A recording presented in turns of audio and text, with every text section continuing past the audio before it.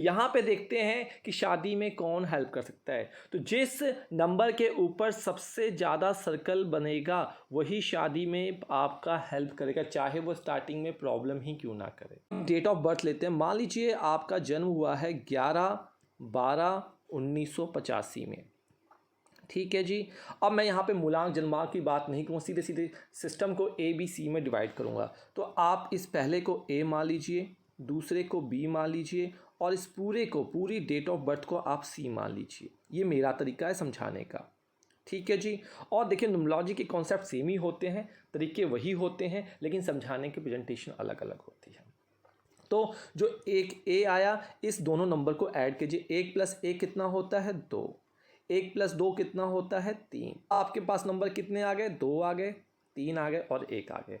अब आपने गोला लगाना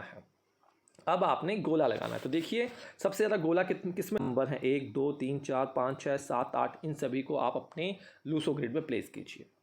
Luso grid another name of numerology के जो नंबर्स होते हैं उनको रिप्रेजेंटेशन करने का एक चार्ट है, ठीक है। और नंबर इसी तरीके से लिखते हैं, ये चेंज नहीं होते। 1 आया है, 1 डॉट लगा लीजिए। फिर 1 है, ठीक है जी। फिर 12 में 1 आया है, 3 1 आ गए, क्या बात, ठीक है। फिर 1/9/1985 में 1 आया है, ठीक है जी। अब आपके पास क्या नंबर मिला? 9 नंबर मिला है, ठीक है जी। एक आपके पास नंबर मिला है 8, एक आपके पास नंबर मिला है 5, ठीक है जी। और 5 नंबर मैंने बताया था प्राइमरी नंबर होता है, बुध का नंबर होता है, वेलबींग का नंबर होता है। 5 अगर आता है तो लव मैरिज के योग खुल जाते हैं, ठीक है जी। 5 के बाद मैंने आपको टी पढ़ना सिखाया था। 6 7 और 2 ये नंबर भी अब आपके चार्ट में आते हैं। जितने ज़्यादा फ्रीक्वेंसी होगी नंबर की, जितनी ज़्यादा बार नंबर आएंगे उतने ज़्यादा योग आपके बनते हैं, ठीक है जी। हो गया। अब आपके पास जो ये नंबर एक एक करके आया है, 2 कहाँ पे है? 2 के आगे एक डॉट लगा लीजिए। फिर आया था आपके पास 3, यहाँ पे भी आ जाइए। फिर आपके पास एक नंबर आया था, ठीक है, 1। तो मैंने क्या कहा था आपको, जो 2 नंबर चंद्रमा होता है ये माता को दिखाता है, ठीक है। माता का कारक चंद्रमा है। 1 नंबर किसका है?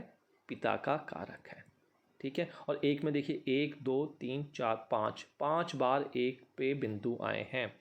तो ये कहता है यहाँ पे इनकी हेल्प इनके पिता करेंगे। पिता को कन्विंस कर लेंगे तो पिता इनकी मैरिज बहुत ढंग से करेंगे, चाहे पिता के साथ तू मैं ही क्यों ना होती हो। पिता को कन्विंस कर लेते हैं तो आपके काम बन जाएंगे। अब पिता को कन्विंस कैसे करें भाई? हो ही नहीं रहे। तो आपको क्या करना है? 1 नंबर सूर्य को रिप्रेजेंट करता है, ठीक है। 1 नंबर किसको रिप्रेजेंट करता है? सूर्य को। आपको सूर्य के बीज मंत्र का जाप करना है।